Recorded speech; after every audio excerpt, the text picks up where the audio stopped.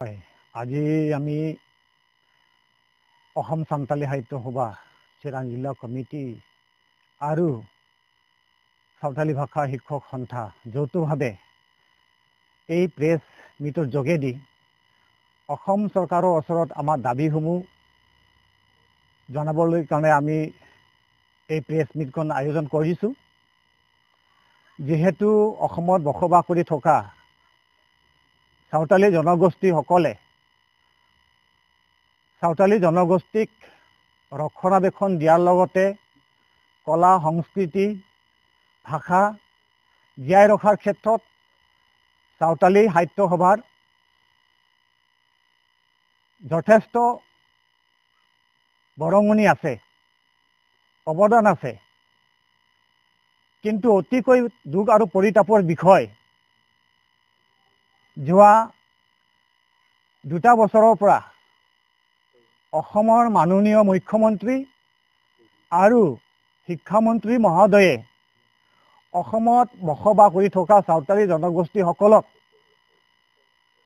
ভাষাৰ ক্ষেত্ৰত জটিলতা আনিবৰ কাৰণে যি ৰাজনীতি কৰিলে, আমি ইয়াক কঠোৰ ভাষাৰে ধিক্কাৰ দিছোঁ, নিন্দা কৰিছোঁ, গৰিহণা দিছোঁ।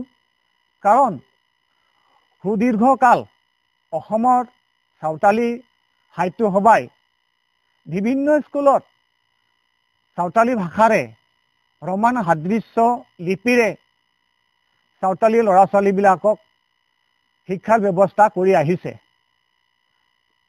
আৰু সেই ব্যৱস্থাৰ যোগেদি আজি অসমত সাঁওতালীসকলৰ এটা পৰিচয় অসমবাসী ৰাইজে দেখিবলৈ পাইছে। কিন্তু অতিকৈ দুখ আৰু পৰিতাপৰ বিষয় যে অসম চৰকাৰৰ সন্মানীয় মুখ্যমন্ত্ৰী ডক্টৰ হিমন্ত বিশ্ব শৰ্মা আৰু শিক্ষামন্ত্ৰী ডক্টৰ ৰণোজ পেগু তেখেতসকলে আজি সাঁওতাল জনগোষ্ঠীক 2টা ভাগত বিভক্ত কৰিলে। কাৰণ ইয়াত সুদীৰ্ঘ বছৰৰ পৰা ৰোমান সাদৃশ্য সাঁওতালী লিপিৰে ছাত্ৰ ছাত্ৰীসকলে পঢ়া শুনা কৰি পেলাই হাজাৰ হাজাৰ ল'ৰা ছোৱালীবিলাকে আজি অধ্যয়ন কৰি আছে। LP স্কুলৰ পৰা আৰম্ভ কৰি পেলাই হাইস্কুলত যথেষ্ট মেট্ৰিকত তেওঁলোকে ভাল ফলাফল আনিবলৈ পাইছে।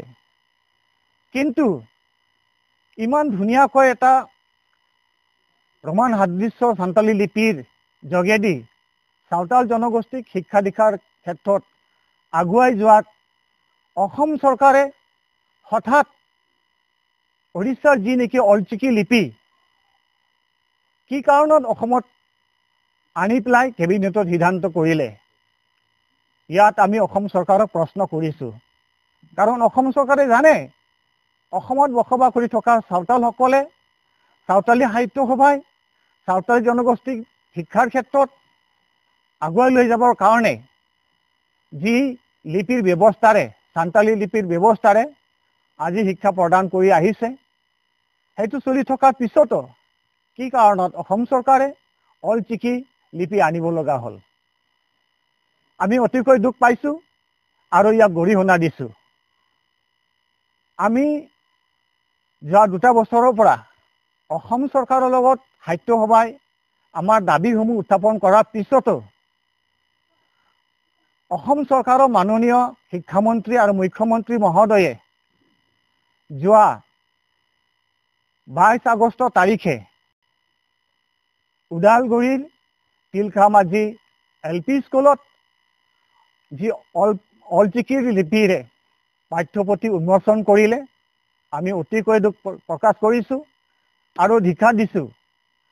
কাৰণ সন্মানীয় শিক্ষামন্ত্ৰীয়ে জানিব লাগিছিলে যে ইয়াত অতীতৰে পৰা সাঁওতালসকলক নেতৃত্ব দিয়া সাঁওতালী সাহিত্য সভা যিহেতু আছে, এইটো বিষয়ৰ ওপৰত মন্ত্ৰী মহোদয়ে আলোচনাৰ মাধ্যমত কোনটো লিপিৰে সাঁওতালসকলৰ লাভৱান হ'ব আৰু শিক্ষাৰ ক্ষেত্ৰত আগবাঢ়ি যাব পাৰিব, এই বিষয়টো লৈ চৰকাৰে আলোচনা অনুষ্ঠিত কৰিব লাগিছিলে।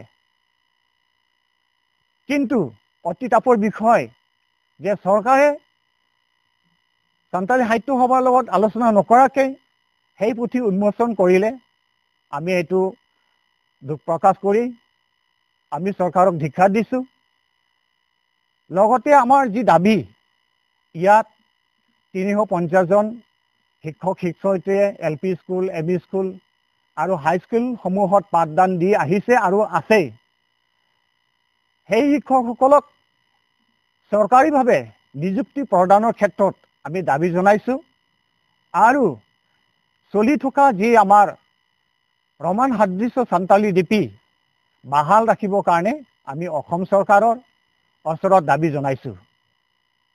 যদি চৰকাৰে আমালোকৰ দাবীসমূহ যদি অমান্য কৰে, আমালোকৰ দাবীসমূহ যদি নামানে, তেতিয়াহ'লে আমি নিশ্চয় এই আমাৰ সাঁওতাল জনগোষ্ঠীৰ সমস্যাসমূহ দূৰ কৰাৰ কাৰণে আইনৰ ওচৰত আশ্ৰয় ল'ব লগা হ'ব। যিহেতু ইতিমধ্যে গুৱাহাটী উচ্চতম ন্যায়ালয়ত আমাৰ অধিকাৰ পাবৰ কাৰণে যি PIL দাখিল কৰা হৈছে, আমি আশা ৰাখিছোঁ ইয়াৰ পৰা আমি নিশ্চয় সাঁওতাল জনগোষ্ঠীসকলে ৰায় পাম আৰু ইয়াত আমাৰ জয়যুক্ত হ'ব বুলি আমাৰ আশা। গতিকে পুনৰবাৰ অসম সান্তালী সাহিত্য সভাৰ ফালৰ পৰা আমি চৰকাৰৰ ওচৰত দাবী জনাইছোঁ, চৰকাৰে যাতে সাঁওতাল জনগোষ্ঠীক শিক্ষাৰ ক্ষেত্ৰত আগুৱাই নিবৰ কাৰণে এটা গঠনমূলক চিন্তাধাৰা কৰি পেলাই পূৰ্বৰ পৰা চলি অহা যি ৰমান হাদৃশ্য সান্তালী লিপি বাহাল ৰাখক আৰু সাঁওতাল জনগোষ্ঠীক শিক্ষাৰ ক্ষেত্ৰত আগুৱাই লৈ যাওক। তেহে অসমখন উন্নত হ'ব। কাৰণ আমি দেখিবলৈ পাইছোঁ যে অসমত বসবাস কৰি থকা সাঁওতালসকল লিখা পঢ়াৰ ক্ষেত্ৰত সকলো জনগোষ্ঠীতকৈ পিছপৰা। অসম চৰকাৰৰ যি শিক্ষা ব্যৱস্থা, সেই জনগোষ্ঠীটোক আগুৱাই নিবলৈ হ'লে সাহিত্য সভাৰ যি নেকি চিন্তাধাৰা, অসম সান্তালী সাহিত্য সভাৰ লগত আলোচনা অনুষ্ঠিত কৰিব লাগে আৰু আমাৰ দাবীসমূহ মানিব লাগে বুলি আমি চৰকাৰৰ ওচৰত দাবী জনাইছোঁ। ধন্যবাদ।